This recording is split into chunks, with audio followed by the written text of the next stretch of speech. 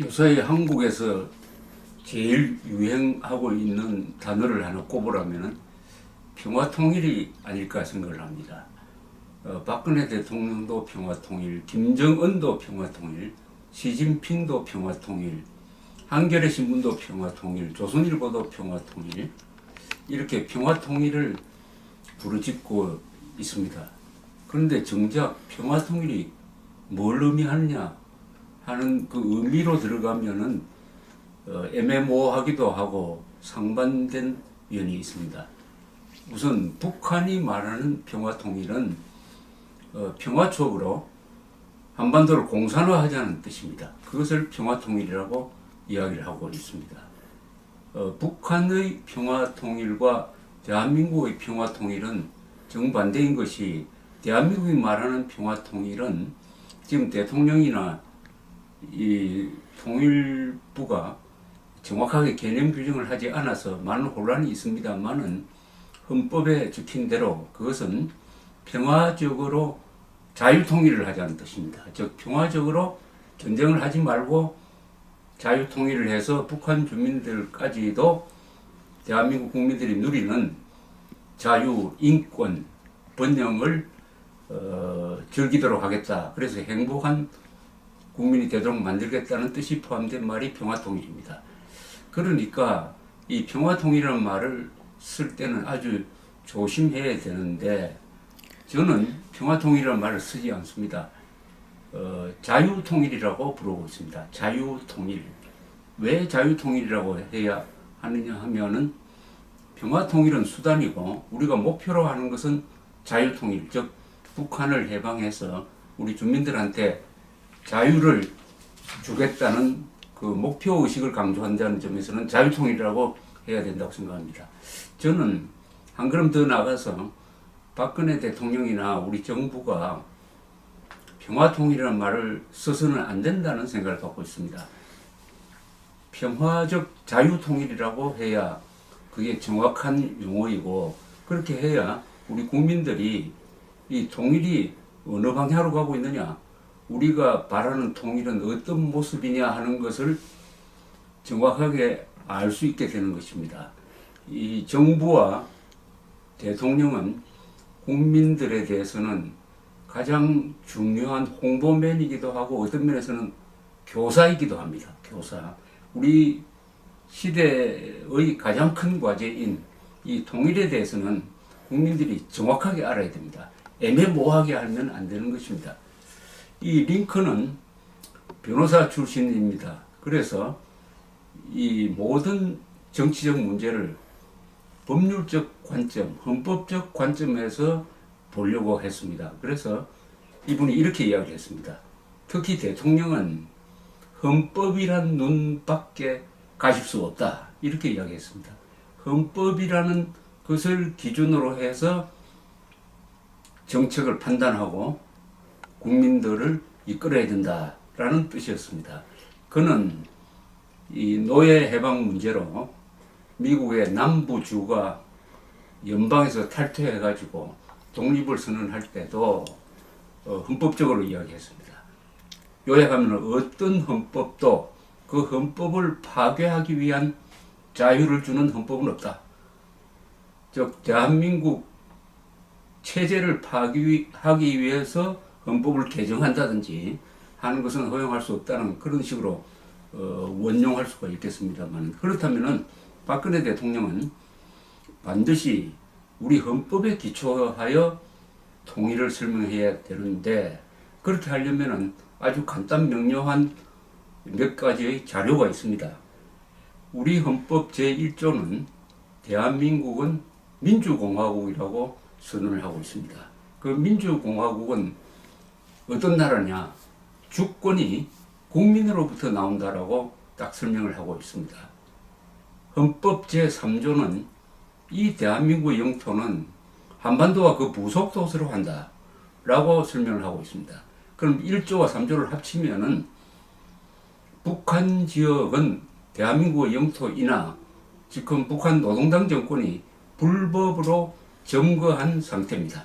따라서 우리는 헌법 제1조 대한민국은 민주공화국이라는 이 선언을 실천하기 위해서는 반드시 북한 지역까지 우리의 영토로 만들어서 민주공화국을 한반도 전체에 걸쳐서 건설해야 됩니다. 그러면 어떻게 해야 되느냐? 이게 바로 통일이죠. 그 통일이 어떻게 이루어져야 하는가 하는 것은 헌법 제4조에 정확하게 아주 명문으로 기술되어 있습니다. 이렇게 헌법 제4조는 이야기하고 있습니다. 대한민국은 자유민주적 기본 질서에 입각한 평화적 통일 정책을 수립하고 추진하여야 한다. 이렇게 되어 있습니다. 아주 명쾌하게 되어 있습니다. 자유민주적 기본 질서에 입각한 평화적 통일 정책을 수립하고 추진하여야 한다. 자유민주적 기본 질서에 입각한 평화적 통일 정책은 쉽게 말하면 북한 지역을 자유민주주의 체제로 바꾸는 통일을 추진해야 한다. 다만 평화적 방법으로 해야 된다. 즉 전쟁을 통해서 할 필요는 없다. 이렇게 개념 규정을 한다면 간단하게 요약하면은 이 헌법 1조, 3조, 4조를 요약하면 이렇게 되는 것입니다.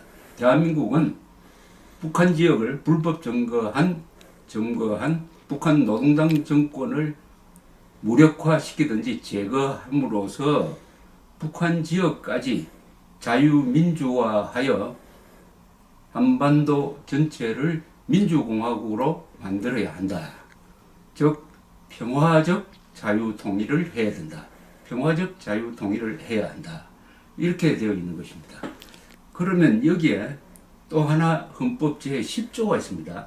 헌법 제10조는 모든 국민은 인간으로서의 존엄과 가치를 가지며 행복을 추구할 권리를 가진다. 이렇게 규정하고 있습니다. 이렇게 만든 민주공화국, 한반도 전체에서 공산 세력, 북한 노동당 세력을 무력화시키고 배제한 다음에 한반도 전체를 민주공화국으로 만들면은 그 나라는 어떤 나라가 되느냐? 바로 헌법 제10조인 것입니다. 우리 헌법에서 가장 아름다운 문장이고 이것은 우리 헌법의 심장이고 뇌수라고 일컬어지는 문장입니다. 아주 근사한 문장입니다. 모든 국민은 인간으로서의 존엄과 가치를 가지며 행복을 추구할 권리를 가진다. 행복을 추구할 권리는 적극적인 것입니다. 말하자면 대한민국 국민으로서 태어나서 자유민주주의와 시장경제를 누리는 모든 국민들은 행복해야 할 권리를 가진다.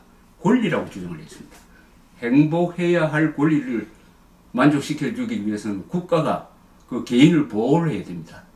개개인의 자유와 인권을 거의 절대적인 가치로서 인정하고 그 개인이 죄를 지어서 공동체에 피해를 끼치지 않으면은 무엇을 하든지 자유를 줌으로써 그 개인이 가지고 있는 특기와 기량을 마음껏 발휘하도록 해서 행복해지고 그렇게 함으로써 행복한 국민들이 많이 모이면은 그 나라도 부국, 강병, 민주, 복지의 나라가 된다는 이런 뜻이 헌법 1조, 3조, 4조, 10조를 통해서 아주 입체적으로 규정되어 있으므로 대한민국 대통령은 통일을 얘기할 때 이런 헌법적 근거를 가지고 우리가 지향하는 통일은 이런 통일이다.